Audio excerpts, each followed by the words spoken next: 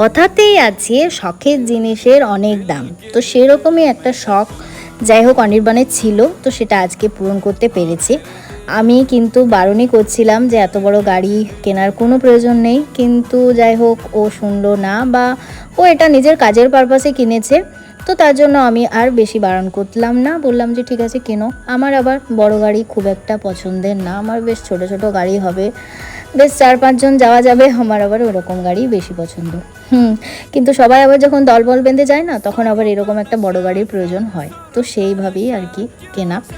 তো যাই হোক কিনে যখন ফেলেছে তখন তো আর কিছু করার নেই, চলো এটাকে বাড়ি নিয়ে যাই। আর গাড়িটা কেমন দেখতে হয়েছে সেটা অবশ্যই কমেন্ট করে জানাবে। তো এরা একটু চেক টেক করে নিচ্ছে, দেখছে যে সব কিছু ঠিকঠাক আছে কিনা। এই যে বাবু গাড়ির চাবি হাতে পেয়ে তো ভীষণ খুশি। তো ঠিক আছে, খুশি হয়ে যাও, তারপর একটু মিষ্টি মুখ। তো টাটা সবাইকে।